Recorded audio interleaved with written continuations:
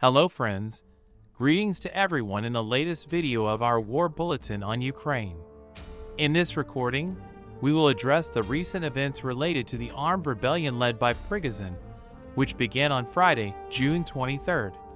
Prigozhin is the leader of the mercenary group known as Wagner, and was responsible for the destruction and capture of the Ukrainian city of Bakhmut. He accuses the Russian Defense Minister, General Sergei Shoigu, and the chief of the Russian General Staff, General Gerasimov, of attacking and destroying a base belonging to his mercenary group. However, the Russian Ministry of Defense vehemently denies these allegations. Seizing this attack as a pretext, Prigozhin initiated what the Kremlin has already classified as an armed rebellion, with the Wagner group leaving Ukraine and entering the Russian region of Rostov, achieving a significant victory by capturing and occupying the headquarters of the important southern Russian military district without firing a single shot. Videos show regular Russian armed forces soldiers and armored vehicles supporting the actions of the Wagner group. This morning, the Russian news agency TASS reported that the Rostov Oblast was isolated, while Prigozhin advanced towards Veronese, the neighboring oblast to the north. According to Prigozhin, his goal with this rebellion is to overthrow the Russian defense ministers, whom he considers incompetent and responsible for the loss of so many Russian soldiers in Ukraine. On Saturday, June 24th, Vladimir Putin finally broke his silence and made a statement in which he asserted that Prigozhin's actions were a betrayal to the country. He also mentioned having personally spoken to several Russian military commanders, who demonstrated loyalty to the central power in Moscow. The Russian president emphasized that Russia is fighting for its future against the entire military machinery of the West, and that any internal turmoil poses a mortal threat to the Russian state.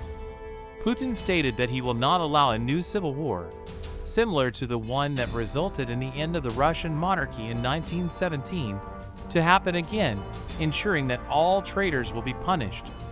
With this speech, Putin closed any possibility of an agreement with Prigozhin, who clearly expressed this situation through a message on social media, stating that Putin initiated the civil war in Russia by replacing the two incompetent Shoigu and Gerasimov with 25,000 fighters from the Wagner group.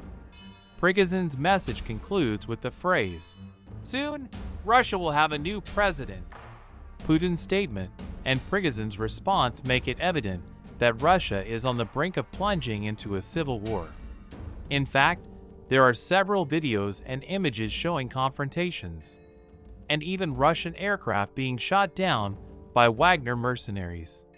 Although Prigozhin conquered Rostov without encountering virtually any resistance, it is expected that as they approach Moscow, forces loyal to Putin will offer increasing resistance. If an agreement is not reached, it is believed that a large-scale conflict will occur between forces loyal to Putin and forces loyal to Prigozhin in Russia. It is important to emphasize that Prigozhin's initial intention was never to overthrow the central power in Moscow. He always made it clear that his goal was to remove Shoigu and Gerasimov from the top of the Russian military hierarchy.